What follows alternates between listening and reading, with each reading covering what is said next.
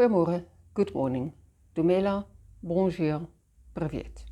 In this video I'm going to show you how to make a curlicue. And in case you don't know what that is, this is what it looks like. Curlicues are really very versatile little motifs. For example, they can be used as doll's hair, as tails for animals. I've used them as hands and feet for teddy bears. I've also used it as the tentacles of an octopus. And then they can also be used on their own as decoration or to make very quick little gifts. One of the features of the curlicue is that with exactly the same number of stitches, merely by changing your hook size, you can get a very different effect. This one looks very tight. Both the curl is tighter and it's shorter, and yet both of these had exactly the same number of stitches on them. The only difference being that this one was done with a number 4 crochet hook, and this one was done with a 5.5 millimeter crochet hook. Both of them with exactly the same DK weight cotton yarn. To make these, you need yarn, a crochet hook that match. I like using cotton because of the stitch definition, but it also depends on the project. Because I'm using a double knit cotton, I'll be using a 4 millimeter crochet hook, something with which to cut. And that's it.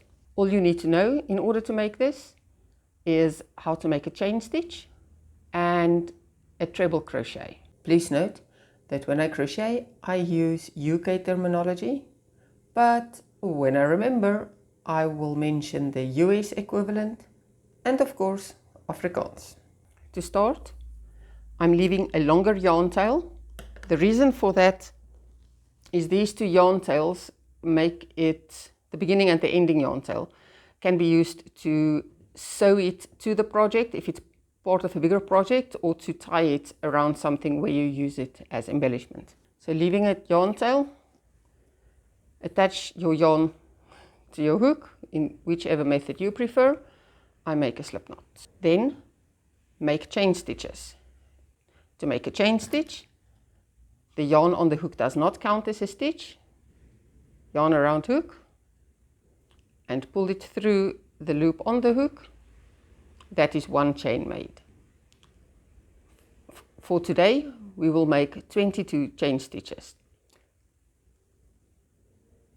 2, 3. I do crochet rather tightly, and so the length of your curlicue will depend on how tight you crochet, and that will also determine how tight the curl of the curlicue is. If you want it to be tight but you crochet more loosely, then perhaps bump down a hook size.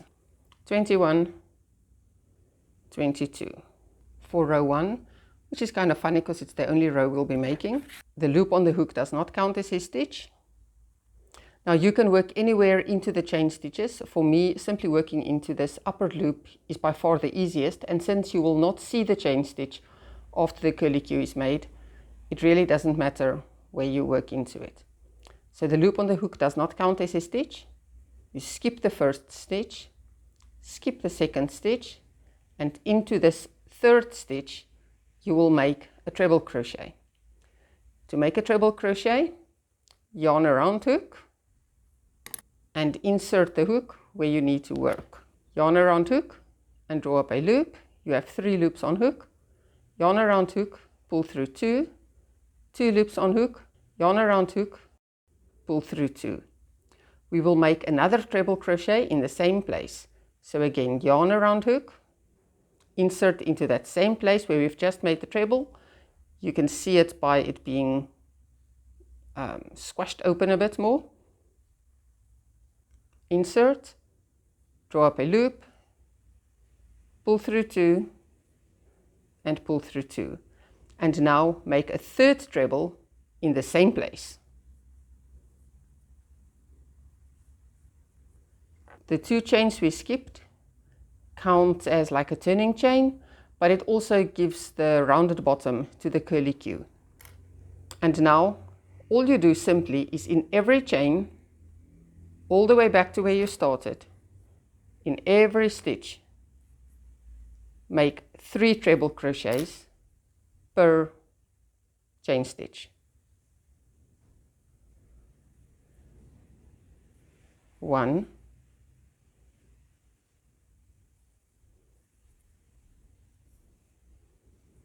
2, 3. When you do that, the next chain stitch might pull tighter because of everything that's happening in the one before that. So you might have to pull it and make sure that you don't skip a chain when you work into the next one.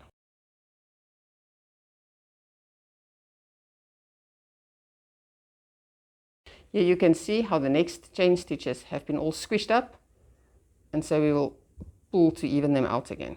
Keep doing this and I'll join you in a bit. As you work, you will find that the work you've already done starts to curl up around itself. Sometimes it curls all in the same direction and sometimes it doesn't. You can leave that to the end to sort out, or if it bothers you, just twist it in the right direction so it makes a smaller clump under your fingers, and keep on working. Here you can see, even though initially it started twirling on the same side, after that it looped a bit forwards and backwards. So simply twist it all in the same direction and it will start give you the shape that you're looking for, and also be slightly less in the way while you are continuing to work. When you come to the last 1 or 2 chains, it may be even harder to see exactly where you're working. Ooh, this one still needs one more. 3. And there's the knot I've started with, so there is one more stitch. So this will be the last group of 3 treble. 1, 2, 3. So we had 22 chain stitches, of which we skipped the first 2. Therefore we worked into 20 of them. 3 trebles into each gives 60 trebles, and to that is the size of the curlicue. To fasten off, you can use whichever method you prefer. I chain 2, 1, 2, again leaving sufficient yarn tail to sew it onto projects or tie it. Pull the hook out and pull this, pinch and pull this tight. And this curlicue is 6 centimeters long. If the curlicue is part of a bigger project, then obviously you will just now add it to your project. But I want to show you one of the many possible uses for using the curlicue on its own. You can use it to decorate some very pretty and quick hair accessories, which makes really good small gifts. In this one, I've crocheted 3 different colored pinks and purples and tied them to a hair elastic, leaving those long ends frayed. You can also attach them to snap clips.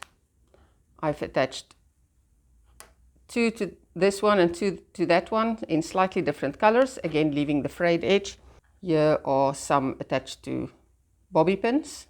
I just made 1 each, and for these I chose longer, looser ones. When I attach them, I simply use the 2 yarn ends to tie a double knot around the hair elastic with each color separately. Here's the green one just made.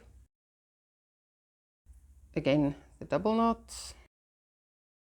But then, to prevent them from roaming around all over the hairband, I pull them together and then use one of each color together.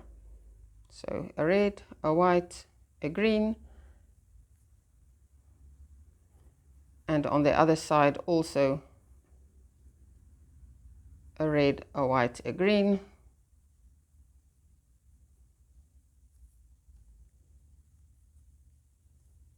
and do another double knot to make sure that the 3 curlicues stay together and they don't separate. As you can see, there they are all together.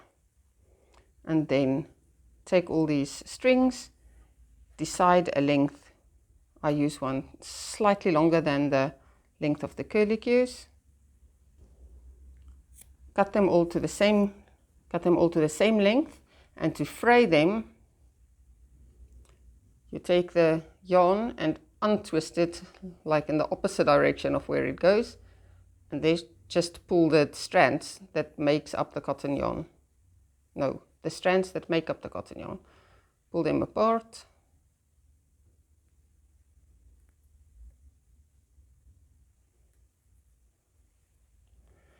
This not only makes it look more interesting, but it also helps to prevent the knots from getting undone, because the knots will have a harder time to slip about